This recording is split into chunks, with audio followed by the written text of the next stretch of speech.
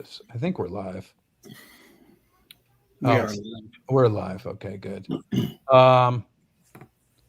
So, howdy. This is the HVAC20 Monday night meeting. What is it? February 3rd, 2024. I'm not doing a great introduction because I'm taking Tanner's place and he's much better at this, but I'm wearing his hat. It makes all the difference. Makes all the difference, right? Yeah. Can't tell the two of We you. have Reedy and Ken and a new guy, Gavin from Michigan, who was introduced to us, I think, via Facebook by Ben Baptist. Ben is the world's only self-trained comfort consultant. He trained himself how to do comfort consults from Nate Adams' Comfort Consult course, which I think Gavin is a good part of the way through. Nate does a great job with his courses, doesn't he, Gavin? Yeah, he sure does. I mean, I'm just starting the Comfort Consult. I basically only really done the free quote and the first boot camp for a Comfort Consult. And do you have a pretty good understanding of some of the Sandler philosophy? Yep. Yeah, I listened to a little bit of his book so far. Okay. Yeah, it's very, very different than what I've learned from other things, I guess. Yeah. And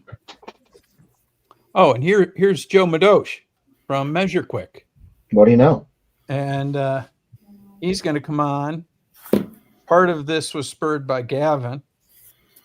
We've been thinking for a long time that we needed to figure out how to have MeasureQuick be part of our offer decline. It's pretty clear that one of the things that's really important is to know static pressure. And so in thinking about that problem and the problem of a lot of times when you're out there selling equipment, you're selling to people who have equipment that's not working. And if you have people that have equipment that's not working, boy, you sure wish you had MeasureQuick before it stopped working.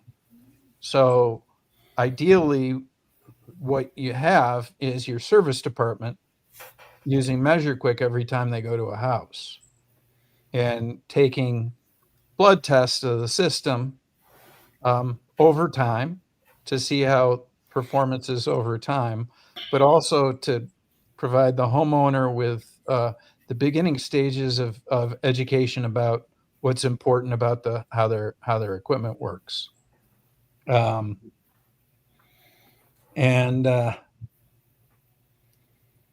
So I'm not really sure where to take this. I mean, first thing is HVAC20 needs to kind of lean into probably a package that's kind of our minimum recommended package for MeasureQuick. And I think it's going to be these 9 tools and encourage people to get the electric meter. And then we're also going to have 4 potential upgrades. Does anybody remember what those 4 upgrades were that I mentioned? True flow grid, blower door. Okay, those are the 2 I remember off the top of my head. Okay, and those are the last 2. So I think the meter one of them. I think a DG7 is going to be DG8. DG8. Thank you. Yeah. Is going to be an upgrade. That's included with the TrueFlow grid, so don't buy 2 of them. You're one. Right. So DG8 is going to be an upgrade, and if you upgrade to a DG8, that's going to make the barrier of entry to the TrueFlow grid go down. And then what was the other one?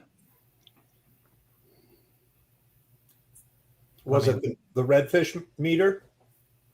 Ah, yes. which is in the picture. I think having the redfish meter so that you have everything connected via Bluetooth. And talking to Joe the other day, it turned out, Timmy, thanks for making it. Nope, no problem. It turned out that people may or may not have meters. Meters aren't terrible, are kind of expensive.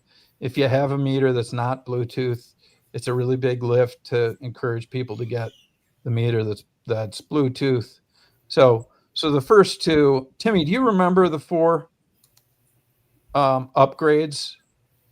Yeah, we talked about I think a meter, DG8, blower door, and TrueFlow. Okay, and that's a little different order. Yeah, I don't. Is that the order? I don't think that was the order. I don't Those were think just that's the 4. We'll write it down and post it. So if anybody gets to the point where they're getting all this and they want to get other things, we'll have it sorted. But so we're gonna, maybe after we talk to Joe, Joe, would you like to hear Gavin's story? Because he's the one that has sort of prompted me to reach out to you. And then you can come in and talk a little bit about MeasureQuick and how crucial it is to really not screwing up with sales and install. Sure. Okay. So Gavin, tell us a little bit about yourself. I guess I'm mainly an installer right now. I do a little bit of service and stuff. I'm really trying to understand like how like systems work and how to size them properly.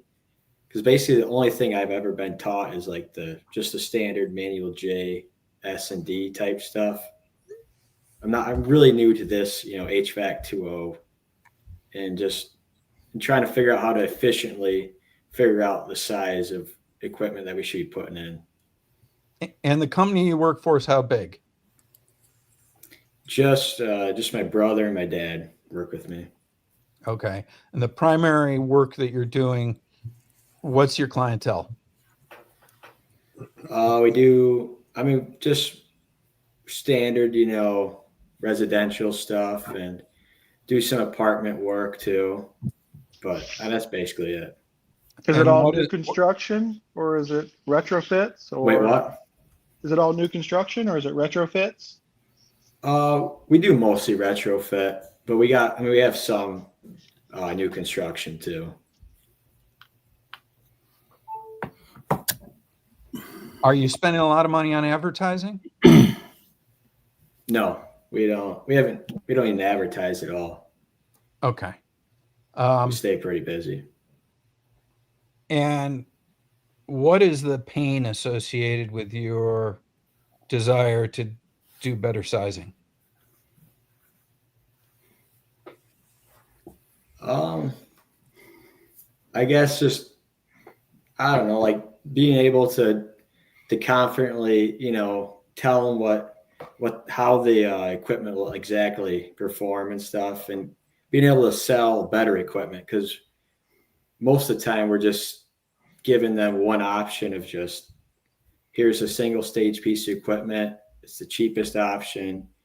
And, just trying to save them money, I guess, instead of giving them the best, options.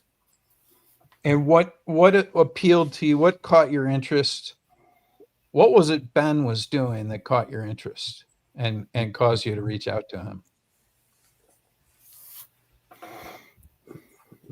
I guess he was talking about like how he made his, filter only have like a 0.07 inch water column, like pressure drop and stuff. And I was just really interested how he, figured out duct sizing and different, just different design ideas. Okay. So you reached out to him, and if I read between the lines, part of listening to Ben, the fact that you're only selling single stage made you think that maybe you weren't serving the clients very well sometimes? And did you have callbacks also? Some, yeah. But like, And I mean, those are there's not too many. Wait, what? Those are frustrating. Yeah, but I feel like, I don't know. I feel like we could do a better job of just selling better equipment, just better ticket sales, So it would help revenue also. Yeah. Okay. Anybody else have questions? What, Gavin, what made you, was there a time that you realized perhaps you were putting in equipment that was oversized or undersized? You mentioned you wanted to put in the right size. What was the impetus that took you from not really being confident about the sizing? I guess once I started to just research more about like equipment sizing and stuff, I'm like, how exactly are we sizing our equipment? And it's basically just, swapping out what was there before, pretty much. That was me too. Mm-hmm.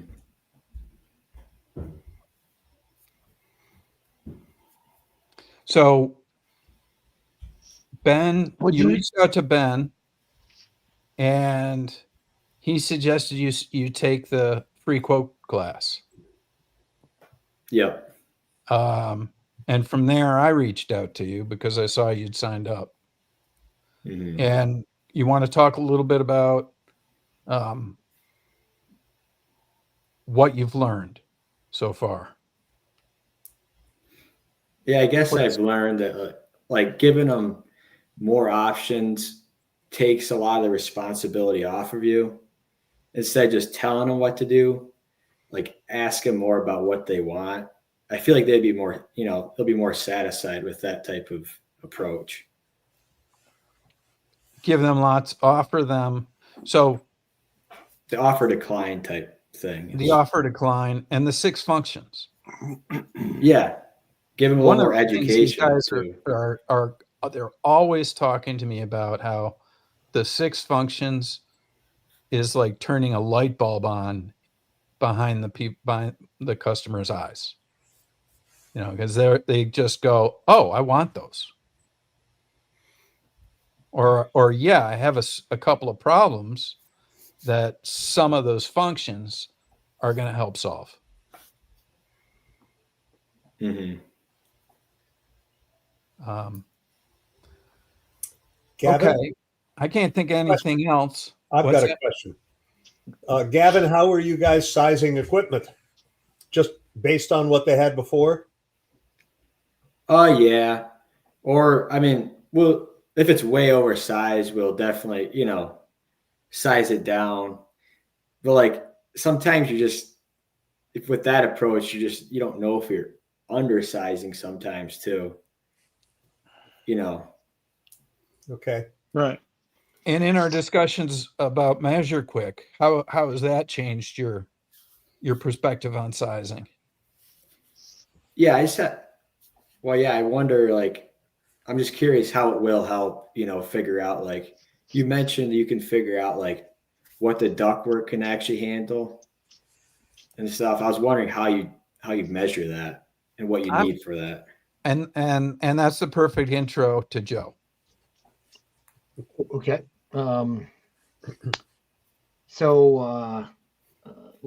It'd be easier if I answer some questions to kind of put some balance here. So what kind of questions do you guys have, first of all? Well, I think all of these guys, besides Gavin, have all the tools. I mean, raise your hand if you have the tools for MeasureQuick. I don't have them yet. Let's clarify what tools do you have for MeasureQuick? It's one of the mysteries that kind of happens. So let me explain the 2 things that MeasureQuick can do for you. One of which is free and you can get away with just a couple of probes, or you want to use, which it sounds like you guys do, is the full vital score and report that comes along with that. And in order to do that, in order for us to not allow people to accidentally do weird things or enter wrong information, you have to Pencil have whip. No nice pencil probes, whipping. right? Yeah, no pencil whipping. Right. But the field piece probes do well. There's also JB, which I like a lot. They have a little display on them that also gives you information, so you don't have to look at MeasureQuick sometimes. So, but what you're looking for is 3 psychrometers. All right, you're doing with supply and return air, and I need outdoor air. People forget about the outdoors. I need 3 psychrometers. All right, I need 2 clamps for your liquid line, suction line. All right, and we then move to the pressures that you have clearly on this. So your suction line, liquid line, I have pressures and I have temperatures. So there's 4 right there for the outside, and the 5th is your outdoor temperature.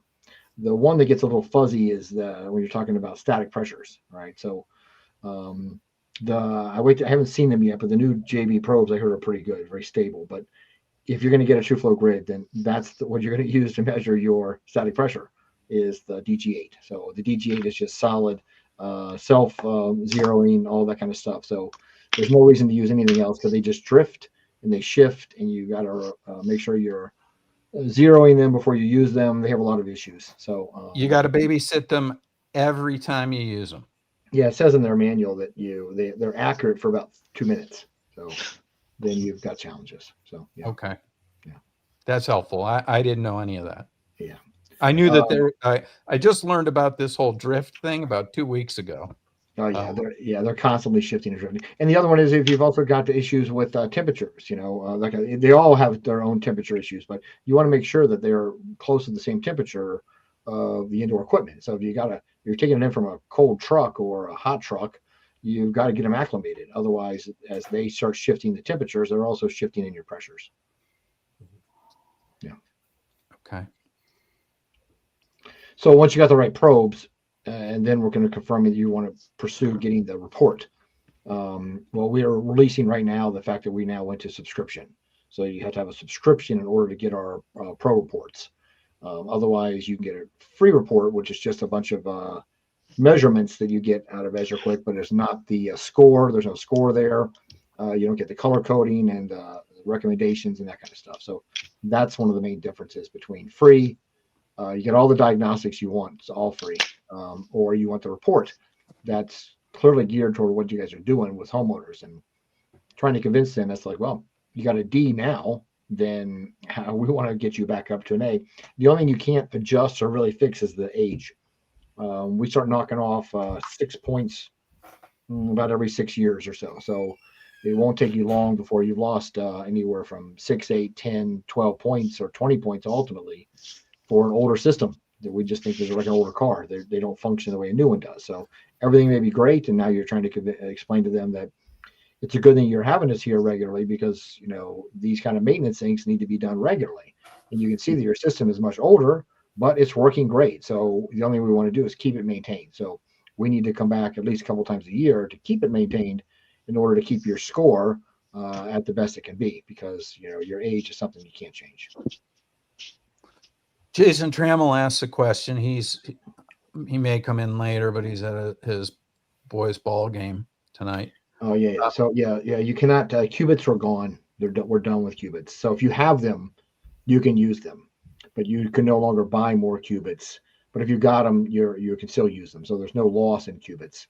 But if you went to MeasureQuick tomorrow, there would be no more qubit purchases. It's all about subscription. And again, there's a lot of stuff you can do for diagnostics. It's free. Is what you're after is actually the Premier services. So you also, for Premier services, you're getting stuff like streaming. So if you have another employee and he's having a hard time with the system, you can be like, hey, let's stream over what you've got. And you can go to the gauge screen and see their exact gauge screen. It's not a shared screen in terms of what you see on the screen here. It's actually all the measurements get sent back to another person and repopulated. So I can see what their issues were, what their profile was, and try and help them do diagnostics based upon what their measurements are. Oh, that's amazing for people that are learning. Yeah, it is. It's huge. Oh, wow. So the two guys that I think right now are going to be buying this equipment are probably going to be Gavin and Reedy. And I think Reedy's probably going to do not. Gavin, I think, will probably buy all 9. Is that correct so far, Gavin? Yeah, I'm not exactly sure yet, but I mean, I probably will Okay. after And I then ask a few questions. And then Reedy is a salesperson, he's no longer a technician. So all he's doing is sales. And so he's sort of hoping to understand what the minimum, plus he's got a bunch of tools, what the minimum is for him. So it all depends on if you want the pro report. If you want the pro report, then we need basically 9 measurements. The electrical is not required in order to get your pro report or get your vital score. We highly encourage you to do it, but you don't lose any points if you just enter electrical manually. There's nothing you're not changing amperage or changing voltage or anything like that. We use them to do diagnostics, but we're not going to deduct any score because your electrical is showing problems or having issues. Those things you need to fix. But we're not doing score is not to do with electrical because it's really hard to adjust. And Can you Reedy's fully explain- licensed in North Carolina, and he's a licensed electrician. Great. So Can you explain the difference between the pro report and then the free report? Yeah, so the free report is obviously free and it's very basic. It's just a bunch of measurements. There's no score. Like we're right now, if you get the pro report, you're getting a score. The first page has got 6 different parameters that we base our score on. And we're showing you what your static pressure was. I haven't done it in a while. Static pressure, and 5 other parameters. Trying to get there. Issues with your refrigerant Filter charge, face velocity, filter face velocity. Good. That's what I was searching for. And I couldn't get it. So duct pressure. So all of those are the fundamentals of the score, right? So the other free report has nothing like that. It's just a bunch of measurements that you're really only just kind of documenting what you had while you were there. So, and you can enter stuff manually and use the free report. You can, whatever you enter is what you're going to get on the free report. So the free report is very database, and the pro report is very consumer facing, good, bad gauges. Yeah, red, green, that kind of stuff. So, and it also has the data that you're talking about. So we have that data there. Right. Then it also explains your score and what the points were and that kind of stuff. It's got pictures. All the pictures you take are all there included in the pro report. So that's kind of the difference. It really is designed to be a sales or a close. If you're doing a service call and you showed them their score and you showed them the pictures and you showed them where their issues were. We also have diagnostics built into there at the bottom. All those things are clearly showing them that, oh my, these are what we need to fix. Never promise them you'll increase the score because you don't know what's going to do that. But that's your goal, is to be like, okay, here's our issues. We need authorization to fix these. So when you're done, you actually get your initial report. It's just a 3-pager, quick and simple. Here's your stuff, red, yellow, green. And when you're done, you get the full report. So you can show before and after. In fact, there's one page that shows score before and score after. So you kind of compare exactly what you had. So what about capacity? That's really what I'm interested in, is capacity. So you mean determining on how the system is operating? Yeah, right. So, in other words, if we've got a unit that's 3 tons, say, and, it's really only, the duct can't handle more than 2 tons. Is there a way, do I need all those tools to show that? Or do I just need, is there another way? Yeah, so your capacity for what you're talking about, duct sizing, is going to show up as static pressure, basically. So your high static pressure is going to show up in MeasureQuick. But one thing that is free in MeasureQuick is the NCI static pressure profiling that you could do. So you can actually take 4 measurements, before the filter, after the filter, depends on if it's a furnace or air handler, and, before the coil, after the coil, if it's a furnace, or just after the coil. And that's going to tell you if it's your return that's too small, supply too small, both of them are too small, filters restrictive, coils restrictive. that's a major play for free. And it comes with a beautiful report telling you exactly what you want to talk to your client about. You can do that immediately before you do anything else. That's what Reedy, I think that's what Reedy wants right Yeah. there Yeah. Right. to get started. Yeah. And that's on the screen right now. Let me make that Yes, big. that's what it is. That's right. It's a duct analysis. That's what the fan table. So if you use the fan table, then we can also give you in the upper right corner, we're telling you based on that fan table for the manufacturer, that's your estimated CFM. Huh. Yeah. Okay. That's also something that you can find in the TrueFlow Grid kit. And it now has the, they call it predictive analysis, Yes. as far as current airflow volume and what you're likely to see with, you tell it what equipment you're proposing, and it will tell you whether that is acceptable for the duct system. Likely to be in range. Yeah, they can predict your static pressure basically based upon your new system you're proposing and CFM, and yeah, so it is an amazing tool. That only really is a TrueFlow Grid specific. The one you have here is actually just a static pressure profile, and you use the fan curves of the manufacturer to determine your results. So there's also one that just does quick and simple. What's my static pressure, and you profile it. So, but if you have the TrueFlow, you're right. You're going to get everything. You can get all those options. So that's usually the way to go. Because I'm going to get measured CFM at the where the filter is. If you really want to do it correctly, is you would use the TrueFlow with MeasureQuick, meaning you actually add it as activated in MeasureQuick, and then you use the TrueFlow. It says go measure airflow, and takes you out to the TrueFlow Grid, walks you through the entire process as you normally do a TrueFlow Grid, and then it brings it back and puts those measurements into MeasureQuick. And in the background, we also are measuring airflow based upon the, your 2 psychrometers and what kind of readings we'll get there. We actually are measuring airflow through that and a couple other magic things that Jim does. And we tell you whether or not you're off by more than 10%. So either something's not right, either your probes are in the wrong place, or you've got a lot of duct leakage in your system. That's the one thing that the TrueFlow Grid does not account for is duct leakage. It can't do it. So if you are So you're telling me that you can use MeasureQuick with TrueFlow to get a sense of duct leakage, because TrueFlow will be inaccurate because of the duct leakage. That's right. Right. I wouldn't conclude the duct leakage. I mean, if you ever wanted to do duct leakage without a duct tester, then I would tell you, hood. Yeah, right. No, just get a hood. Yeah, and or duct blaster. So yeah, that's very invasive. And then you go down the whole rabbit's hole of like, well, if you're going to do duct leakage with a duct blaster, then you need a blower door, because you really need duct leakage outdoors. Yeah, not really. I mean, if I knew where my ducts were, I could assume that they're leaking. So duct leakage outside is a pretty heavy duty lift, and really I would only mess with it on a new construction, but existing homes I wouldn't bother with it. But a blower door, Energy Star requires it. Yeah, the new construction. Yeah, right. Or if you're doing it, I don't know if anybody does any existing home for Energy Star, but yeah. Right.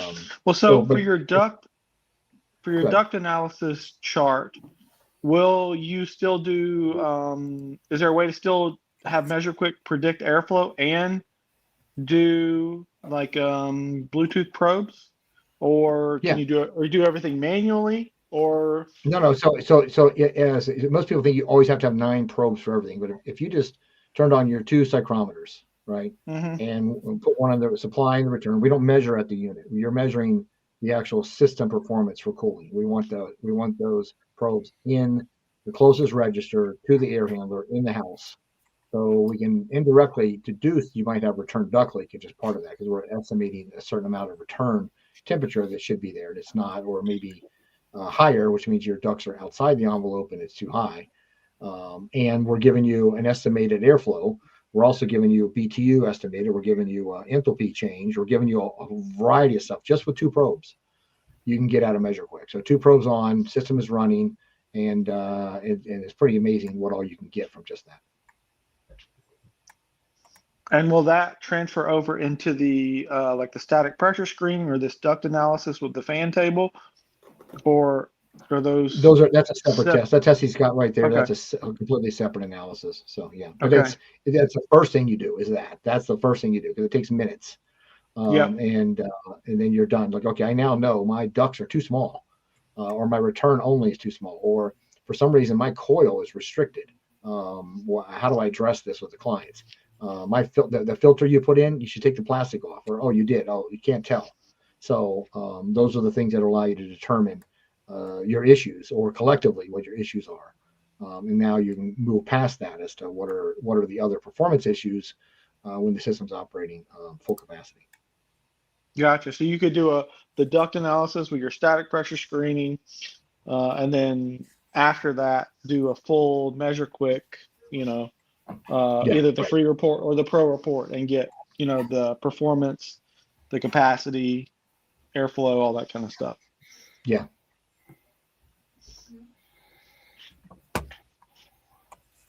How are you guys measuring airflow now? I Just, use Grid myself.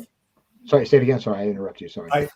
I prefer the digital True Flow grid. Yeah, good. Yeah, nice word there, digital. That's funny. Yeah. So I was out in Phoenix, and I had a buddy bring me over a furnace so I could show people how to do the 310 and how to grab measurements for watt draw. And I asked him, I'm like, hey, how do you measure airflow? And it took him 3 sentences to say, I don't. So, and Timmy, Standard, in other words. Yeah, I mean, I have a True Flow as well. I have flow hood. I use MeasureQuick a lot of times just to do airflow. Different methods. Yeah, they're all tools to use to kind of do a checks and balance. So yeah, right. What kind of flow hood do you have? I have the Flow Finder, the Assen. Oh shoot, really? That's amazing. Good for you.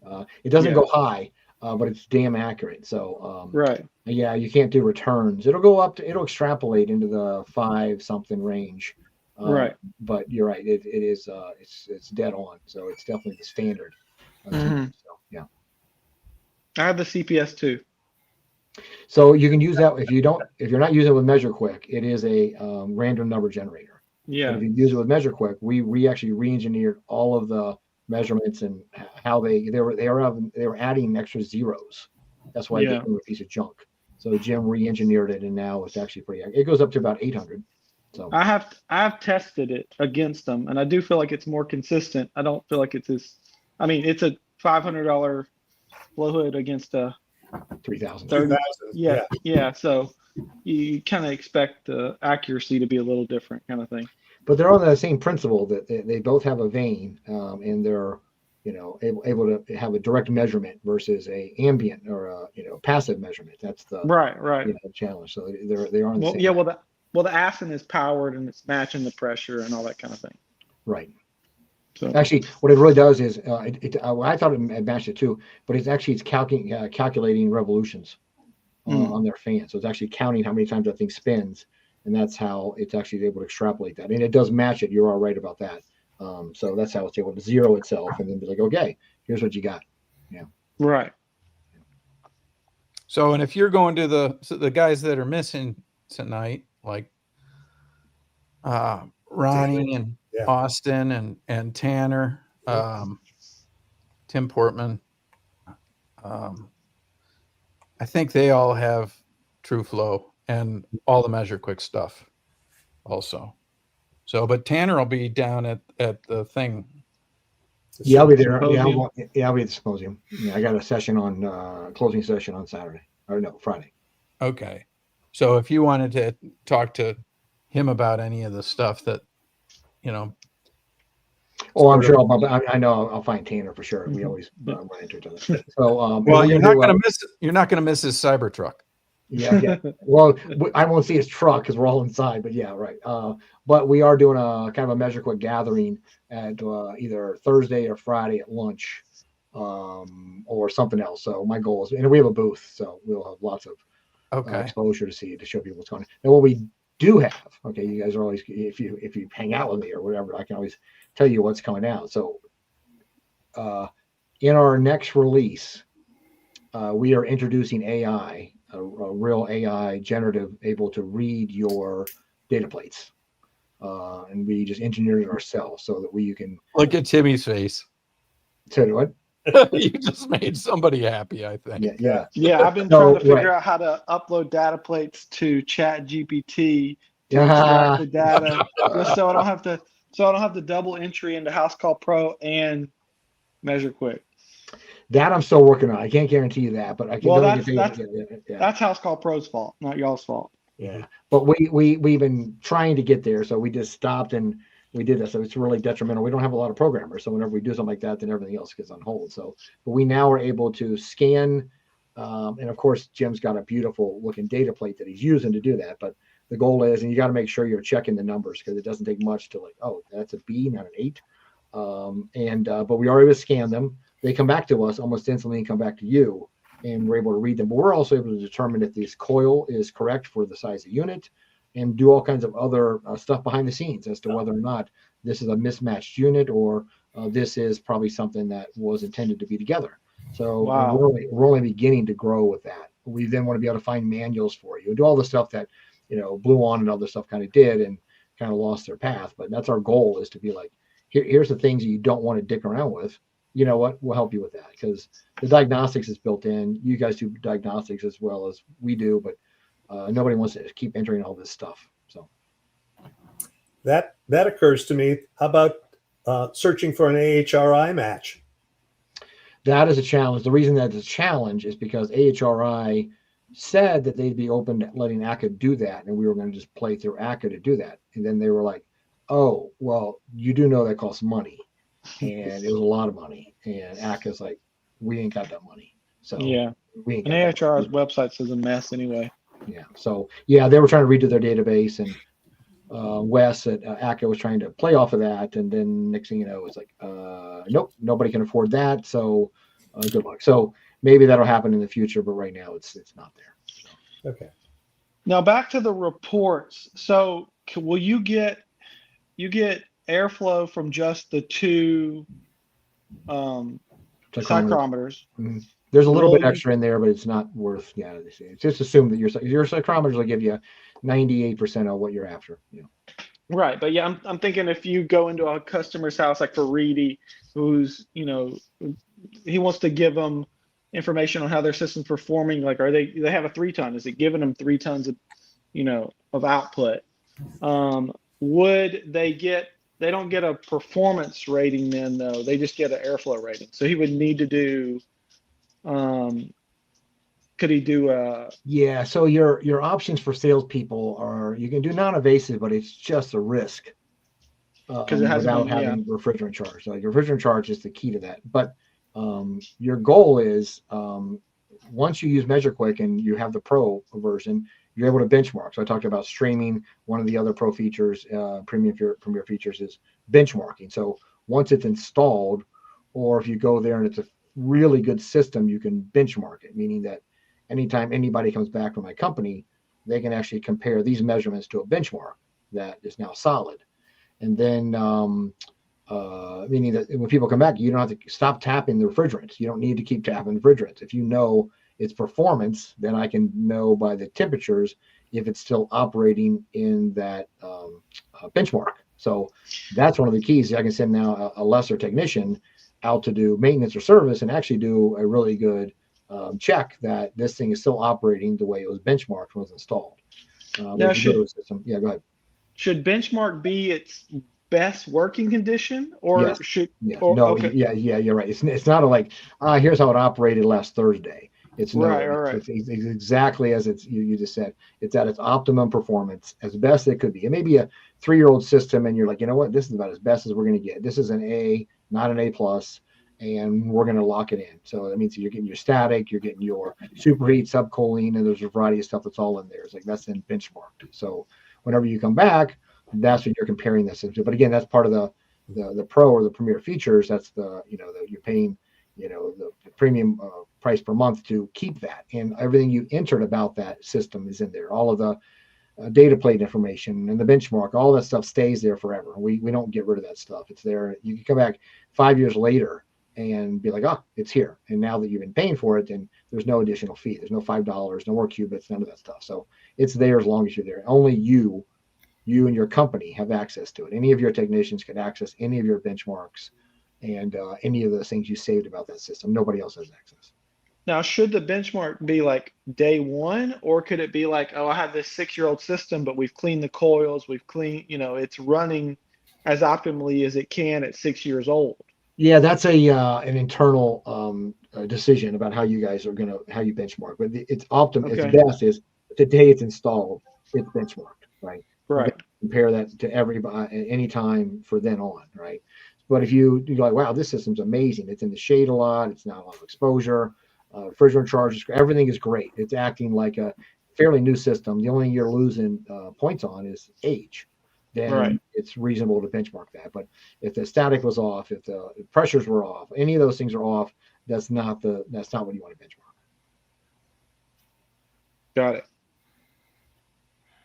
So Jason Trammell suggests, and before he says, what we're really trying to do, and what might actually be a Trojan horse for you, is to also come up with kind of the minimum package for a salesperson who wants to raise his game, or who wants to use HVAC20 and not just be taking static pressure. So my advice would be, and if you're prompting it or not, but you're going to get it. Okay. So my advice would be, talk about the pro report that you're going to provide, explain your level of service and using multiple probes that many other companies only use a few things, or they're using old style gauges, which are inaccurate in terms of what you're looking for the performance you need. You are going to use the TrueFlow grid as a salesperson. You're going to go down and find their system, not just to measure it or find out what it looks like or that kind of stuff, but you're actually going to do a performance test right there. The only challenge you have is, how do I get that into its highest airflow capacity, which is a little trickier, learning throughout multiple different thermostats. But I now know that this system is airflow is correct, or if we want to replace it with something else, what I could predict now with their new prediction.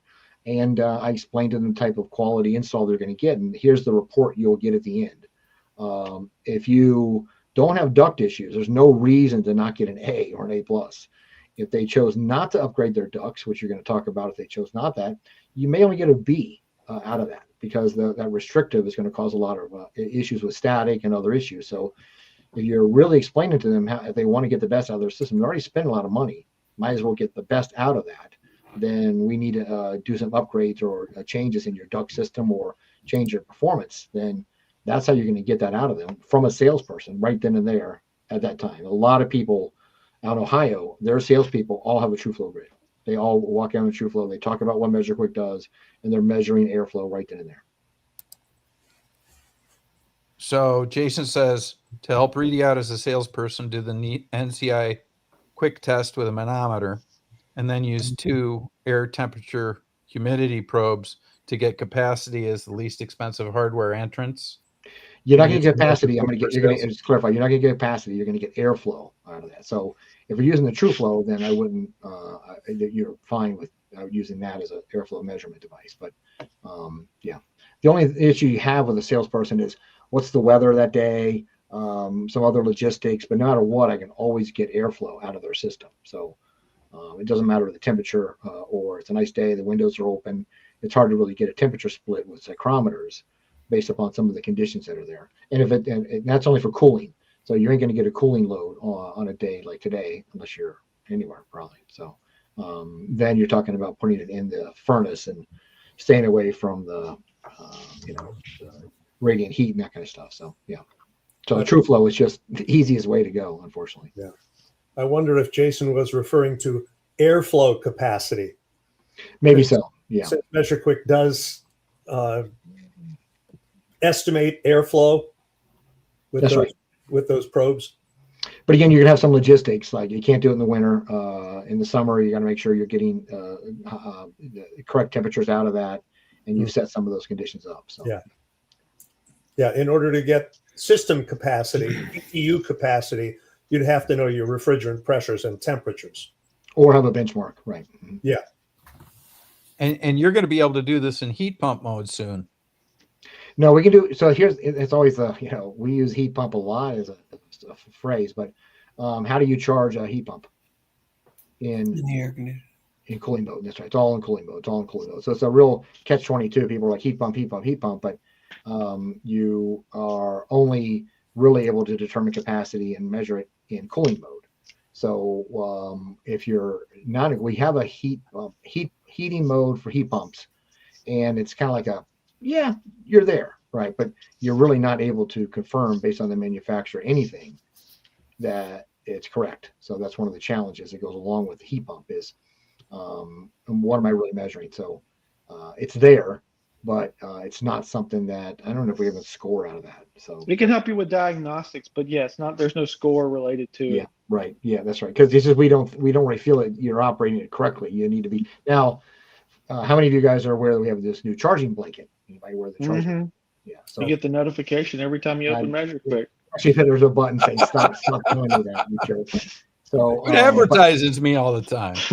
Well, no, it just says the ambient temperature outside is too low, so you should use the charging blanket, which is a good. Oh, okay. Yeah, that's You right. know. Yeah. But there's a button that says stop telling me this. So, but that goes down to 35 degrees, and those charging blankets really, as you know, Jim, only are working with MeasureQuick, because if you use the field piece, you got to figure some stuff out. We are actually confirming what's the outdoor temperature, and we're getting all kinds of measurements back directly from that charging blanket as the system's operating, and then making adjustments in MeasureQuick to tell you that this is your real capacity, as though the temperature would be what it should be outside. So those are the kind of things that we've really been able to do in MeasureQuick. So it's not just put this blanket on and see what you got. We are really doing a variety of measurements to try to correct that.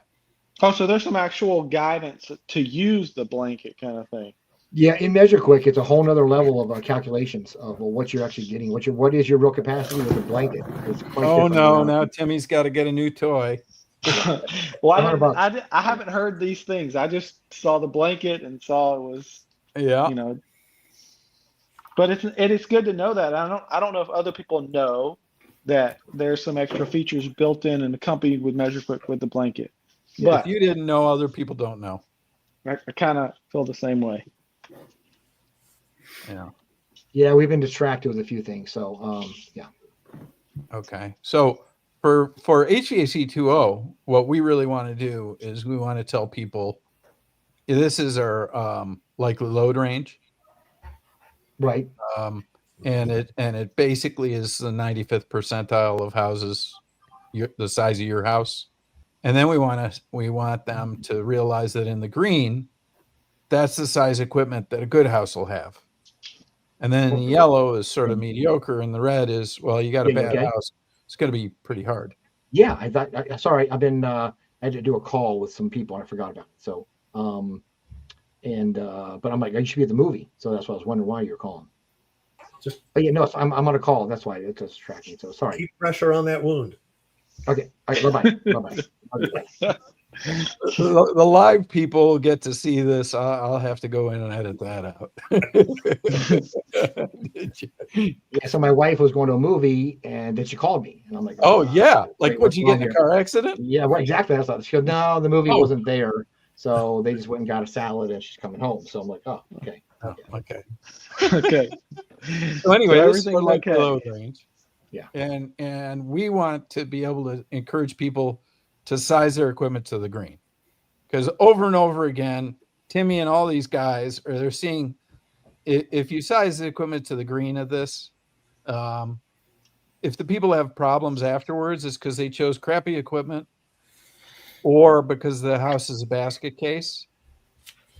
But this allows them to replace the HVAC, not put them in a place where if they fix the house later, they got to replace the HVAC a second time.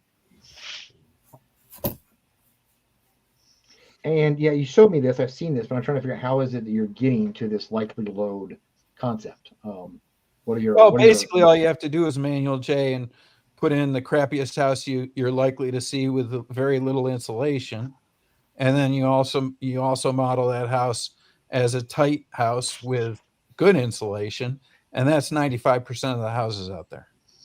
And Joe, what you'll see, this is a range. It's not made to be accurate.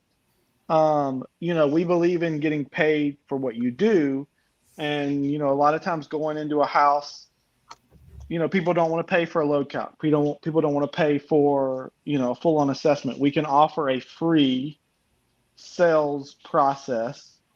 Here's the range of your equipment. If you want to dial that in, we have a paid process where we can, obviously do a full-on load calc or dial it in even deeper. This is, for us to avoid the responsibility of, this is the size you need without doing free work. So are you guys using really, Manual J software to do this, or are you guys using Conduit or CoolCalc or something that's quick? No, just kind of built some software, like through spreadsheets, through the Manual J stuff, through insulation, and you can kind of go by area code and all that kind of stuff. Yeah, I mean, nobody's measuring. People are picking up square footage off of Zillow. So, I mean, the level of accuracy and precision people are doing with Manual J, as you know, is totally garbage. So this is probably 3 times as accurate.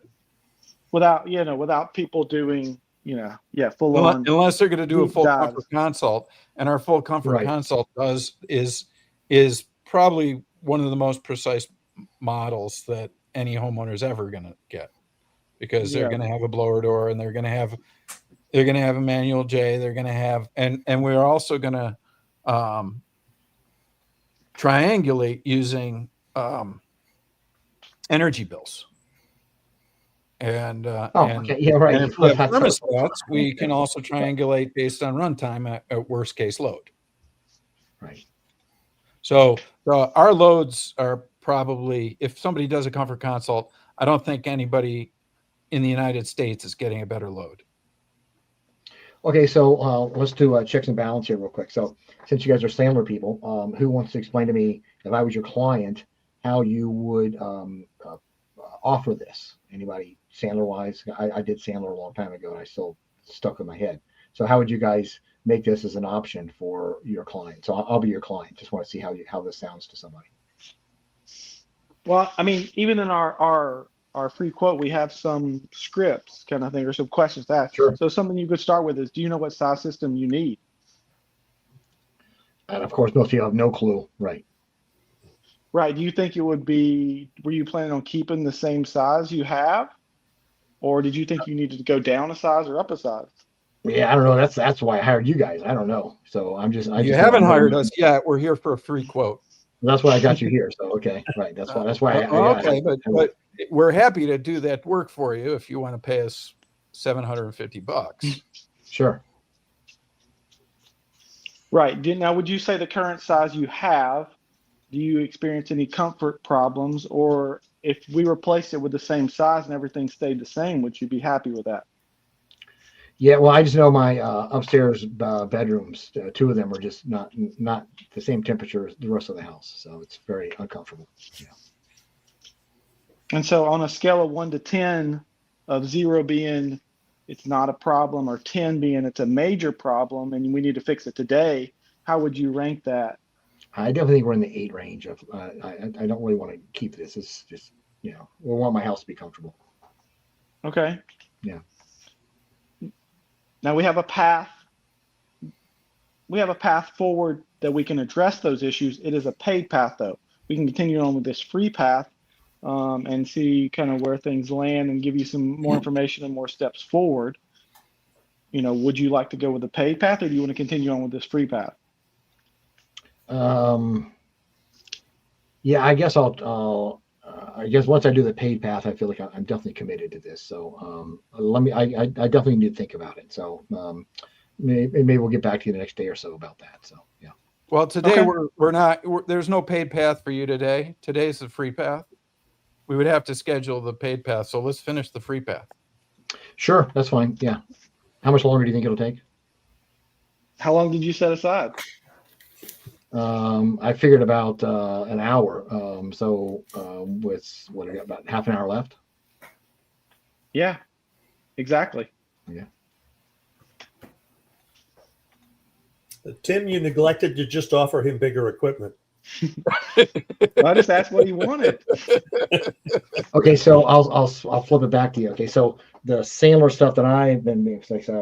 and Mrs. Jones, one of our goals tonight is trying to determine some of your comfort challenges. So is there any time you don't feel there's a fit, then let's just pause and stop, and maybe this isn't the right time or place to do that. So, but if we do determine if we wanted to go forward, we do actually have a paid version to that. So if that's something that doesn't fit you, just please stop any time. But normally we kind of do a free estimate and then go forward with a paid assessment. Is that something you might be interested in?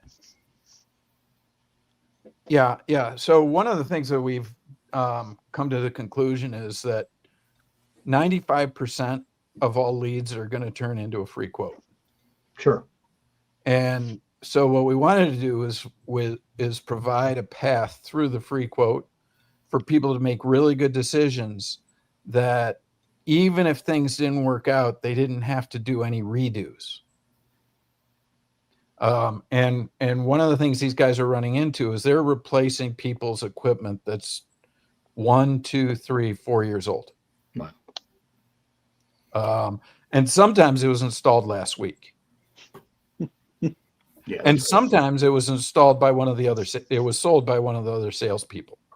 So one of the problems that one of the really big problems in this industry is if it gets missold at the kitchen table, everybody else downstream has to suffer because there is no fixing a miss sale. And over again, I mean, what was it? Corbett Lunsford said that manual J oversizes by 100%. And he came to that conclusion because he's tracking his parents. He did the load on his parents' house, and then he was tracking the runtime on his parents' equipment on a design day. And it was only running half an hour out of an hour. And Heating so, mode. Yeah, not cooling mode, but heating mode. Mhm. Oversizing. okay. Cooling load was accurate. Right. Okay.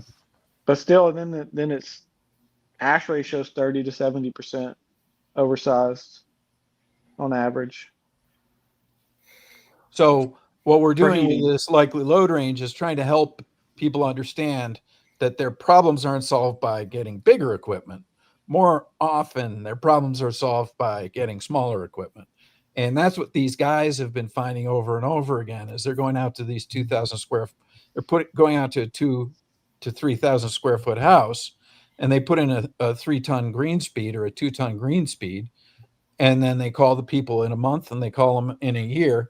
And the people are like, yeah, I can't believe this is the same house. And so our conclusion is that get people to go to the small size of the range of a good house. That's the size of their house. And if they end up having a bad house, well, okay, redefine the attic or encapsulate the basement. We had a fellow who he since went and started working for a distributor, and prior to coming on board with us, what he did is he would sell equipment based on static pressure and manufacturers' charts of what the airflow was. And part of his logic was if it's only producing, you got a 3 ton, it's only producing 2 tons, you're only getting 2 tons. And so one of the things about this likely load range, because we're not going to do a blower door test, we're not doing energy usage, we're going to do a cool calc or something along those lines, depending on where you live. If we can at least have some understanding about airflow that's credible, and we can couple that with a likely load. And in North Carolina, we have to run loads, so I always do a cool calc. Coupling those things together kind of builds a little bit more credibility. I use the likely load range personally, just as what's been described here. We don't know a whole lot about your house. This is kind of a range. You can go real loose and stick with what you have, because like in this example right here, you're in the 95th percentile of houses that based on the equipment size you have, and you can back that up a little bit by in a cool calc load calculation by removing some insulation and putting it to loose, or something along those lines.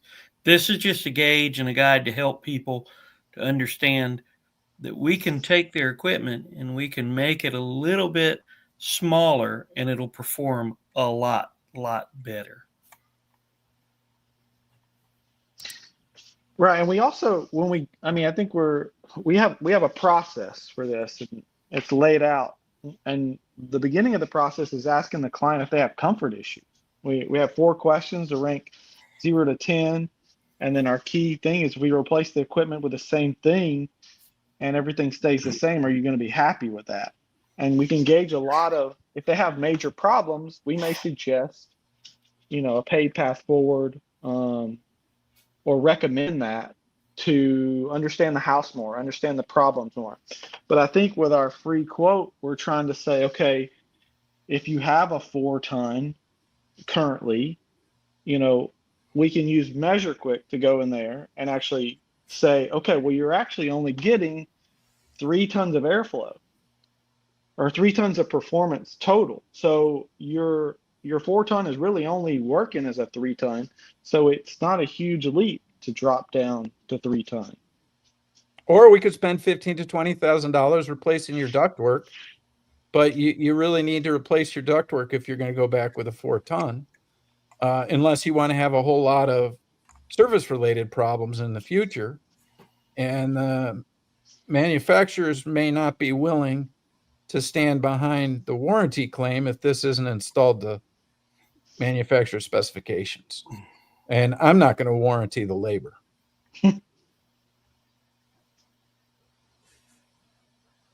If we don't install this to manufacturer specification, if you don't allow me to install this to manufacturer specification, you don't get a labor warranty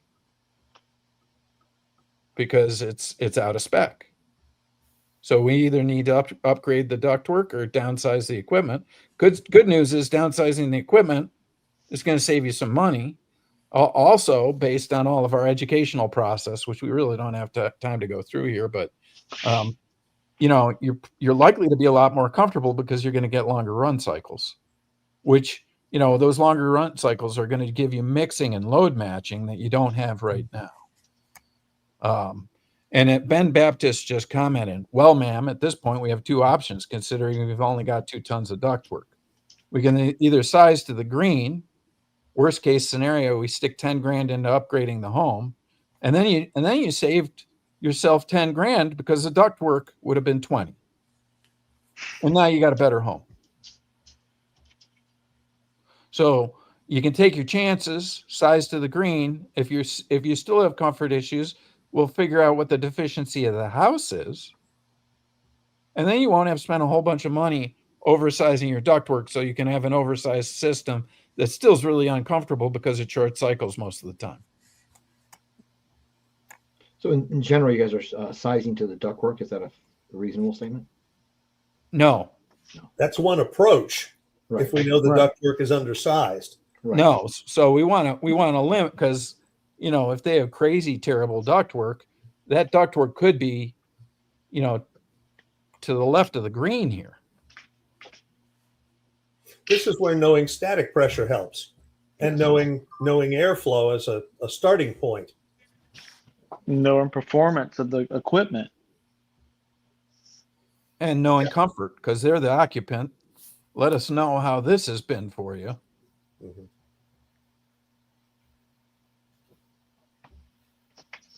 Much of it has to do with knowing the goals of the homeowner, if they have comfort issues they want to solve, and if those comfort issues are severe enough that they're willing to pay for us to investigate them. We have to, in order to provide a diagnosis, we need information, which takes time. So that's something we bill for. Time and tools. Yeah.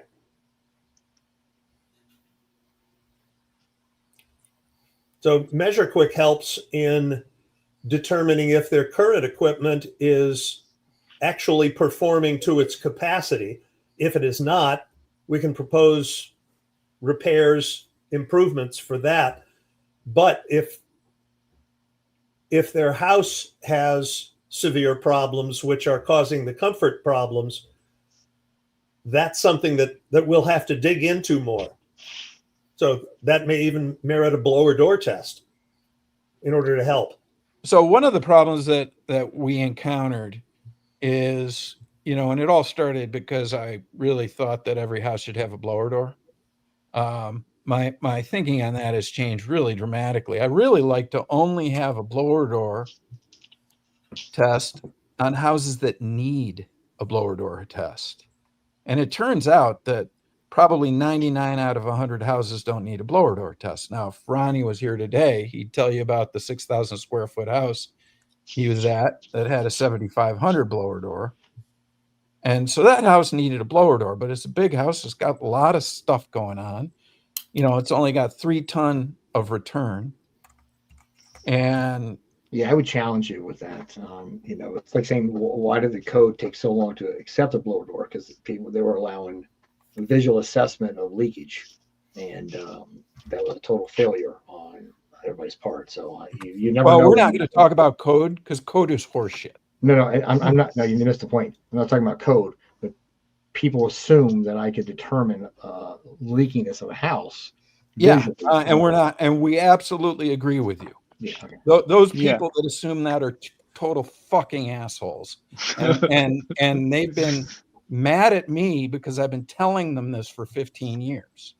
You cannot, the assumption of infiltration, once you do 300-400 blower doors on a house, because you guessed what before you put the blower door on, right? And you realize you have no way of guessing because that blower door always tells you what an asshole you are. Hey guys, I'm out. Yeah, I'm at the takeaway. Yeah, what are your takeaways? What do we do next? Good night, Reedy. Thank you for coming. Yes, see you later. Jason Trammell, let's see what he says. Really depends on the homeowner what they want. That's the reason for the questions of the HVAC2 questionnaire. If they're not interested and just want a free quote, then that's how the free quote was born. And that really is like, you know, you can't go to a homeowner and say, it's code, you got to pay me for this blower door test. Because they're going to say, well, the 3 other guys that came by said they were happy to put in another 4-ton with a 4-ton. And so what our guys are doing is they're educating the homeowner about these things. And what the homeowners, almost all of them say is, I didn't know any of these things. And none of the other guys that were here told me any of this stuff. Why aren't they telling people this stuff so that they can make educated decisions? And that's, you know, I mean, I think too, I guess because maybe nobody else has created a sales process for selling HVAC that actually addresses these issues. And that's why part of what you have is so valuable, is because it also helps the homeowner understand that their 20-year-old equipment that they want to replace like for like is impossible because nobody makes 20-year-old equipment anymore. The equipment is very different today. And if you put that 4-ton unit on 2.5 ton of ductwork, it's not going to survive the 12 years that you got last time. It's going to have to be replaced in 5. And you're going to have a lot of annoyance in the midterm. And by the way, the equipment that you put in 12 years ago would have got 20 years if it was installed properly. I think the roundabout thing was just trying to make sure or see how we can use MeasureQuick to work with our process. You know, like if we're, you know, giving them this likely load range, where does it land? Your equipment is 4-ton. We use MeasureQuick to assess, well, you have this 4-ton, but it's only producing 3 tons of capacity. You know, do you want to stick with a 4-ton? And then that absolve us a responsibility because we showed you that your equipment is only producing 3 tons. Yeah, So And our why whole wouldn't you go back approach with is a about 3 ton? offering more information that the homeowner can now have access to. And MeasureQuick also is part of that offer, because none of these guys are doing MeasureQuick for free at these houses. Well, sometimes they are, but it generally, it's the idea is that you charge, once I break out my tools, you got to pay me, but I'm here already, so you don't have to pay to get me here. So just give me $30 and I'll do a MeasureQuick report. And it'll help you get a better understanding of whether or not your system is going to match up. And the nice thing about MeasureQuick, because 2/3 of these guys can go in the basement and they've done it so much that they just know, oh, that's 2.5 ton of ductwork. I don't even have to use a tape measure. I don't know this stuff because that's not what I've done. I've never designed ductwork or anything like that, but I hear over and over again, they go in the basement and they only had 2.5 ton of ductwork.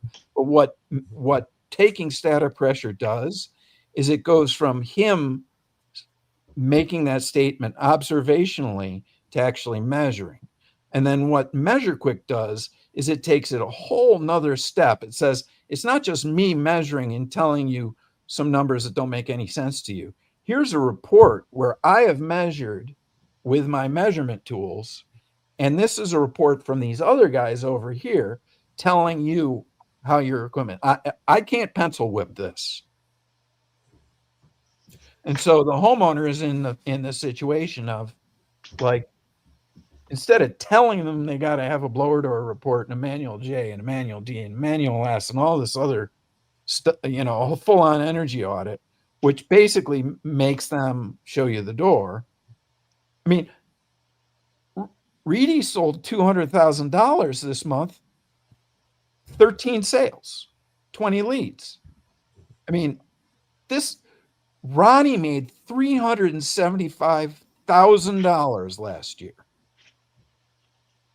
These guys are killing it with this process. Their closing ratios are unbelievable, and the homeowners are uniformly ecstatic because problems that nobody else has ever been able to solve with their houses get solved. And it's not high pressure. It's not changing the terms of stuff. It's giving the client options to do what they want to do. Offer, decline, offer, decline, offer, decline. And then later on, you go back a year later, Austin encouraged somebody to get a green speed, and they didn't even get the 5-stage. They got a 2-stage. Well, a year later, he went back. He reviewed the whole sales process with the guy. Hey, I've been in a lot of houses. I don't remember everything we talked about. You probably don't either.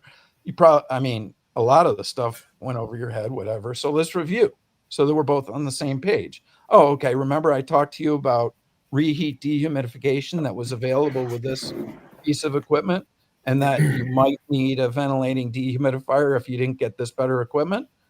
Well, so you chose to take the chance, and it seems like you're frustrated with humidity control. So do you want to do the ventilating dehumidifier? You made an $8,000 sale instead of having an unhappy client. I will connect with Tanner next week, and then whatever the 2 weeks or whatever, I'll kind of follow up, and I'll make sure Tanner shows up and we can talk about some of the stuff that we also address. So yeah. Hey, thank you for coming today. Thank you for coming. No Gavin, Thanks, Joe. is there anything that you wanted to ask Joe? How do you pronounce your last name? Oh, fantastic. It's Medosh, as in medical Oshkosh. Medosh. Medosh. First syllable emphasis. Medosh. Okay. Thanks for clearing that up. Sure. Thanks for coming, Joe. Jim can't pronounce it, and most of my bosses ever could. That's okay. Gavin. Yeah. How are you feeling? I don't know. I'm a little bit lost at this whole thing right now. Yeah, hang on after the show, Gavin, and let's talk. We'll go to after hours after Joe. Joe's probably, he's like, you guys, you hit us Joe's with a fire hose. home. Thank you very much for coming, Joe. No problem. I'll be back. We'll make this happen. So I am I love Sandler, and my next call will be to challenge you guys on stop asking yes questions. You never ask a yes question. If you're a Sandler, you would never ask a yes question. There's never should be an answer like, yes, I want to do that. It's like, oh, you know what, we offer this, but that's probably not something you want to choose. It's a real ballsy statement. Like, oh, well, why is that? And now you just open the door. They ask for more information. So I encourage Reversing. you. It's all, you know, yeah, but the fundamental part of Sandler is you never ask a question that has a yes answer. So Yeah, Tanner is the Sandler king. yeah. And he's not here tonight. So see if you can spend a little time with Tanner on Thursday or Friday. Yeah. I'm really sorry he wasn't here, and that Ronnie. I'll be giving him Austin's shit got about one it. kid. He's just getting over. Yeah. What's that? I'll be giving him shit about it for sure. Okay. Okay. Hey, thank you for your time. You guys have a great night. We'll be in touch. Thanks, Joe. Good to meet you, Bye. Joe. Good to meet you. Get him Okay, out of guys. So shall we keep this live for now to interview Gavin, or shall we go after hours? I think after hours. Yeah, Okay. let's not Anybody watching, thank you very much for put Gavin coming. on the spot. Yeah, Yeah. we're not going to put Gavin on the spot anymore. He's done a great job. And see you in 2 weeks. Yep. And How do you end it? Who ends it? well, usually it's